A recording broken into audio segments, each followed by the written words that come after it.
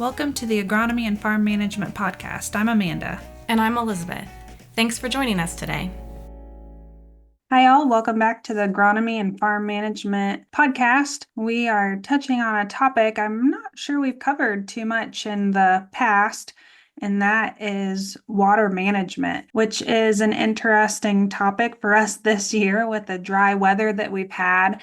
But our specialist, I'll introduce here in a minute, that's been working on this issue has kind of looked at the changing water patterns in Ohio, what that means for us. It certainly looks different than it did 40 years ago.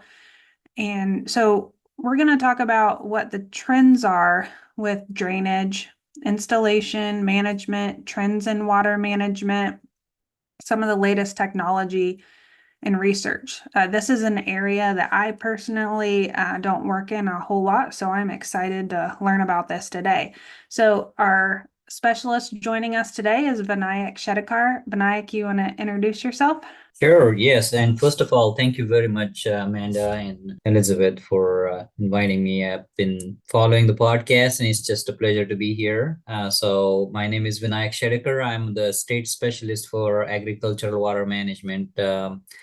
I'm a faculty in the Department of Food, Agricultural, and Biological Engineering at The Ohio State University. And half of my responsibility, about 50% of my responsibility, is to conduct extension activity focused on agricultural water management. And the other half is where I conduct a lot of my applied research that is focused on water management. And here in Ohio, a lot of what we do has a connection, very close connection with either soil health or water quality. But as you brought up, this newer challenge that we're facing, climate resiliency, making sure we are being profitable, seems to be on my mind now. So any project that we're doing, we're really focusing on that aspect as well. A few weeks ago, I was at, I think it was Manure Science Review. I don't know, so many field days in a couple weeks there in August. I saw a presenter put up a slide about how much drainage is in each county, and it really varied across the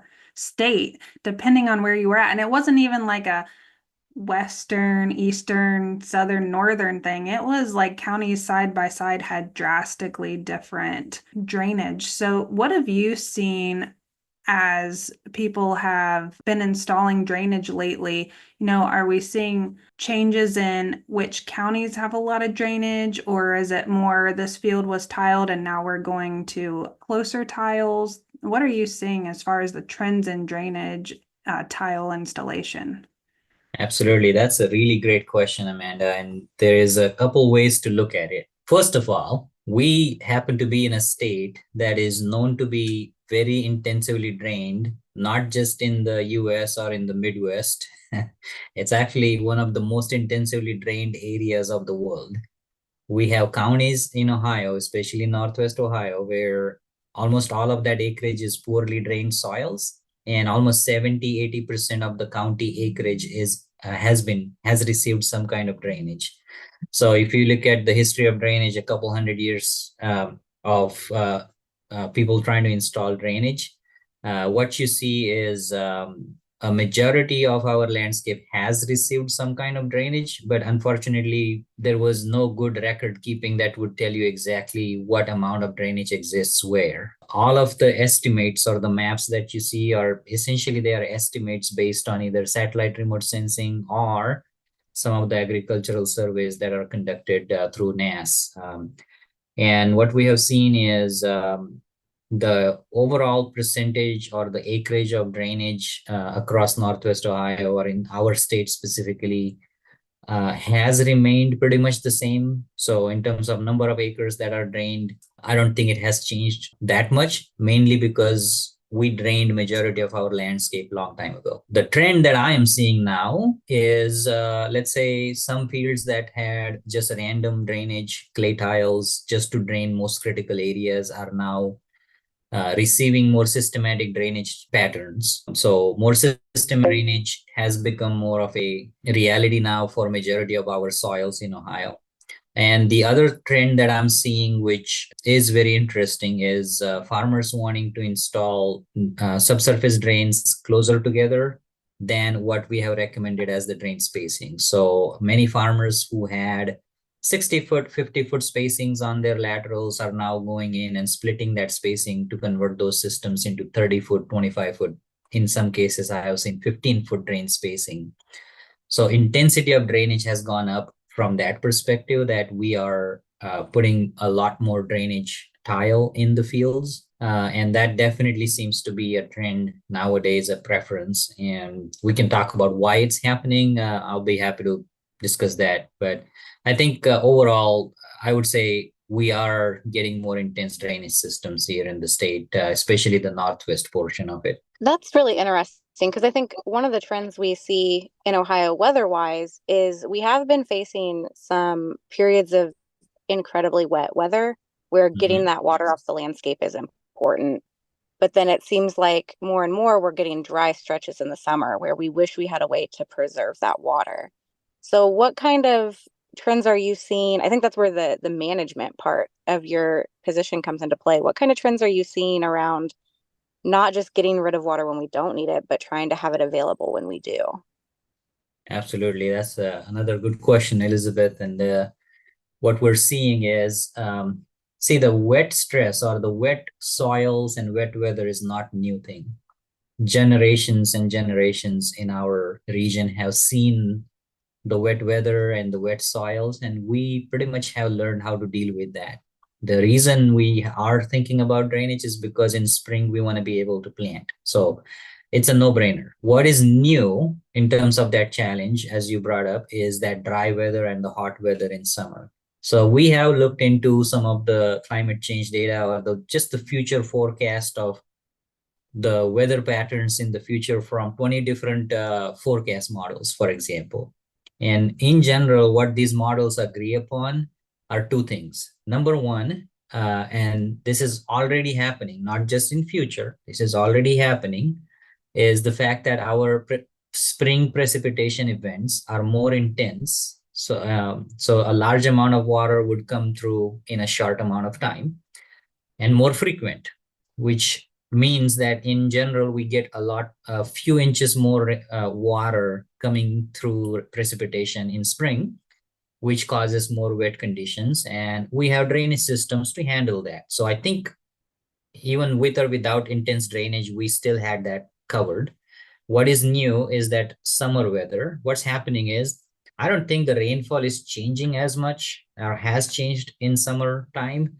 It just has gotten very scarce. So we have extensively longer dry periods before you would see another rain event.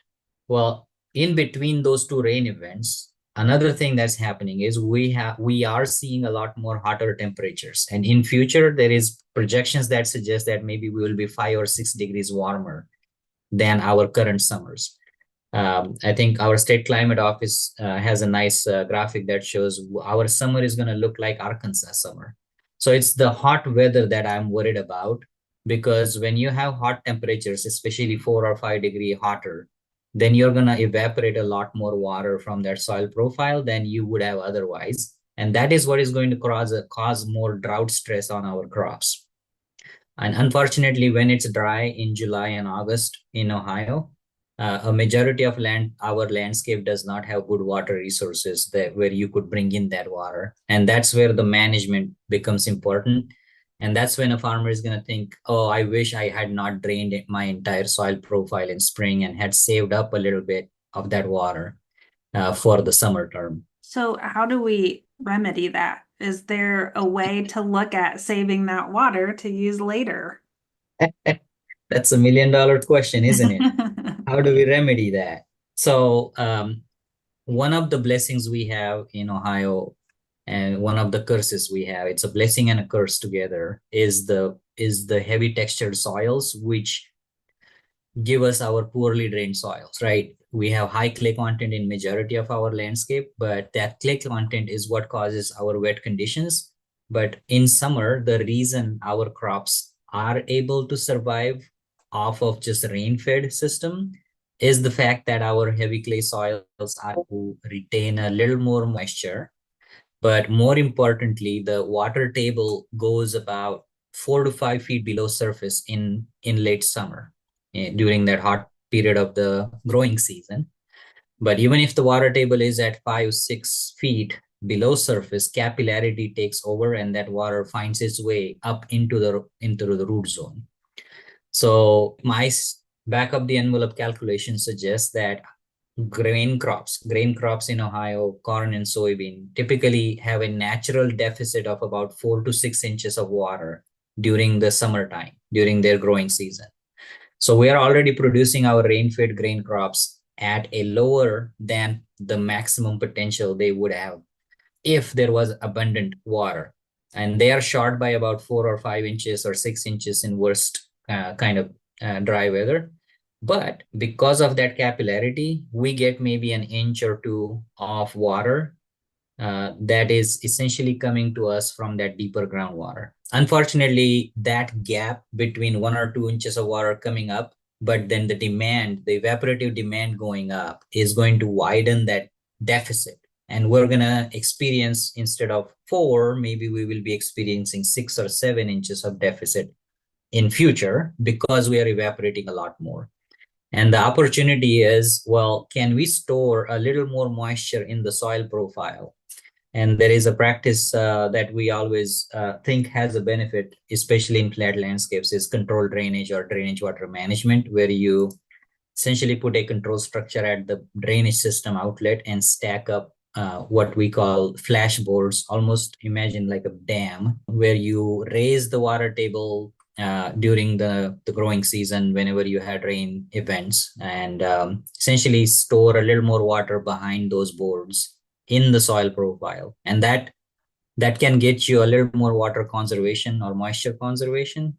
And of course, we are seeing a slight increase in farmers wanting to irrigate their fields, and I think that is also a not too far-fetched future here in Ohio, where a good percentage of our grain crops would be irrigated, especially corn, because of this moisture deficit. So where to get that water from is going to be a question. And another practice that is also related to drainage systems is drainage water recycling. So harvesting some of that water from your drainage systems, storing it, and then using that for irrigation. So those are two practices I can think of.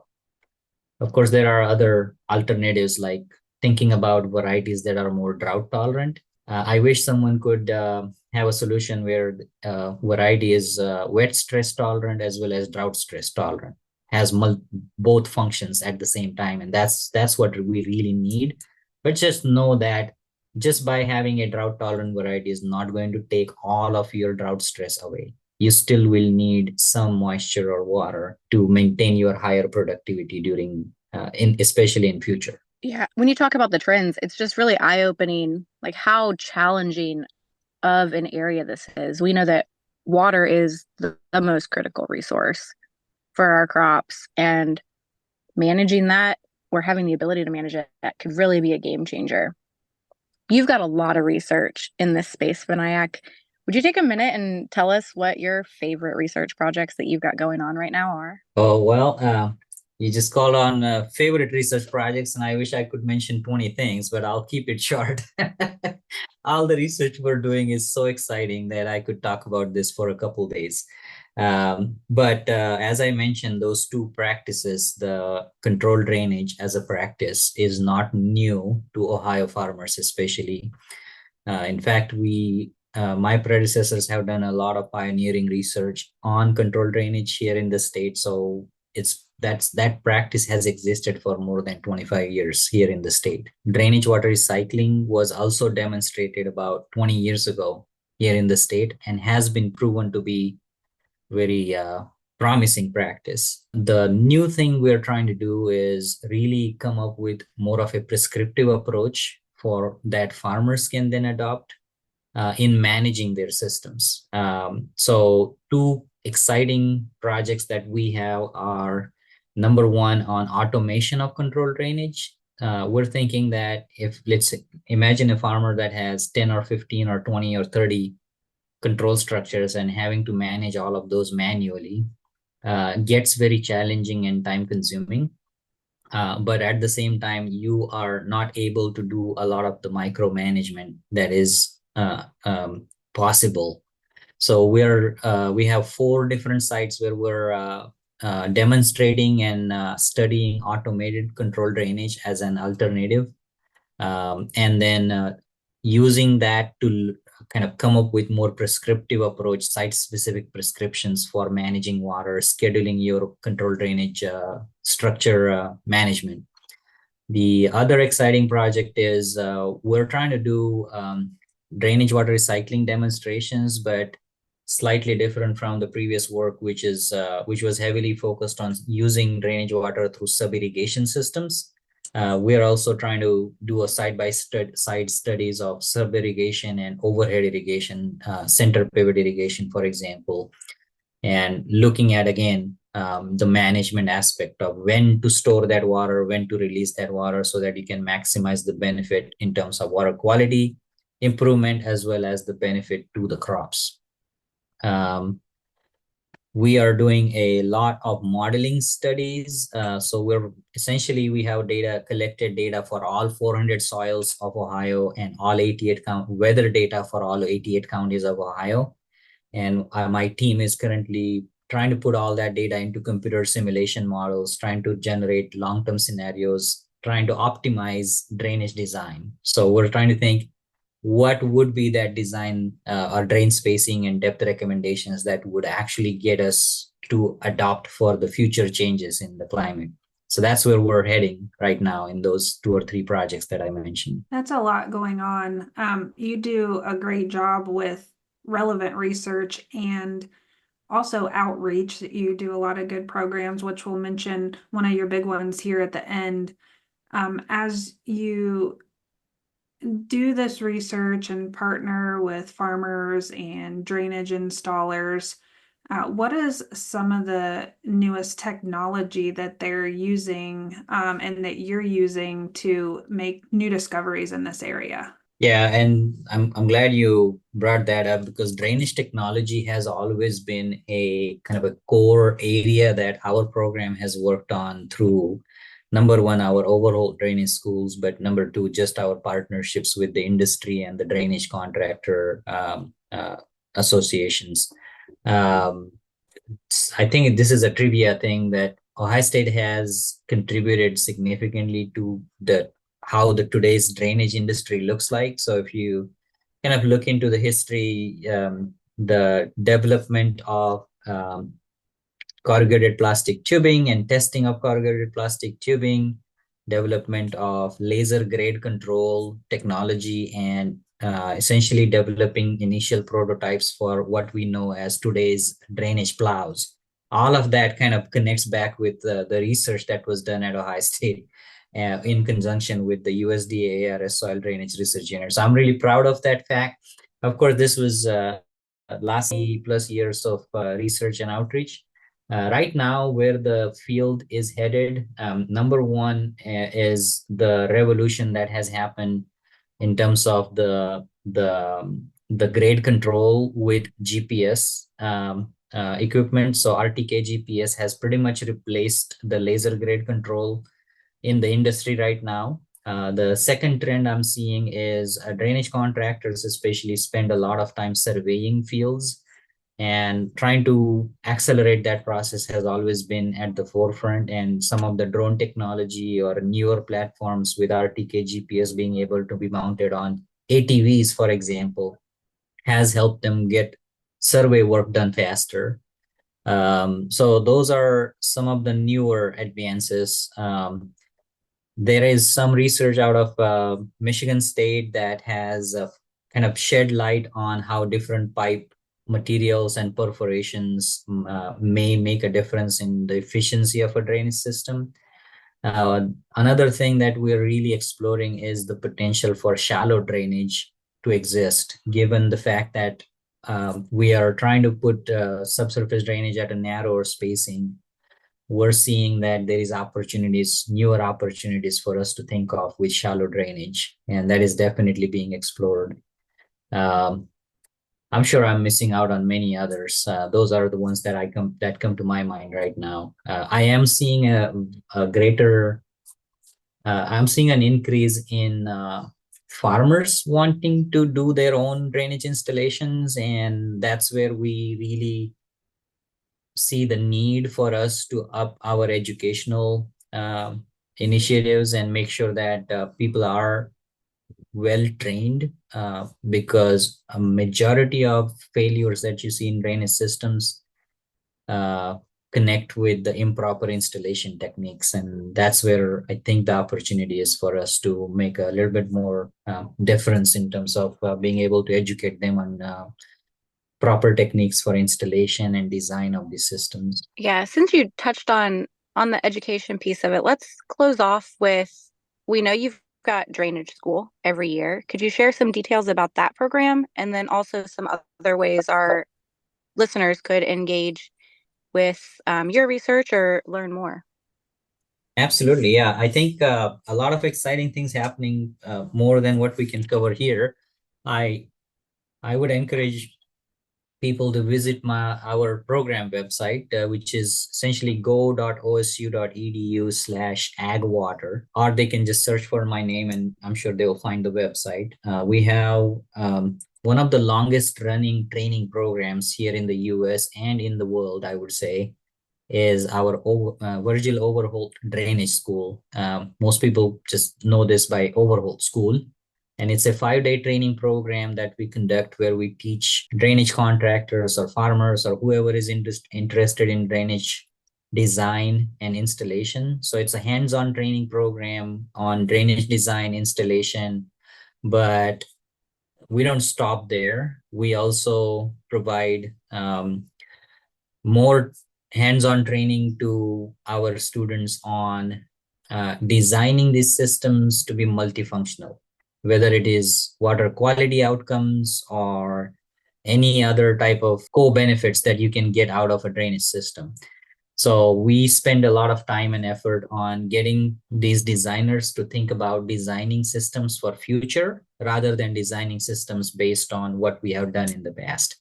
So just a good example is, even if a client is not interested in controlled drainage now, it might become a necessity in the future. So it might be a good idea to design a drainage system now, thinking that they would want to retrofit that eventually for some kind of a conservation practice, whether it's for water quality benefits or their own benefits.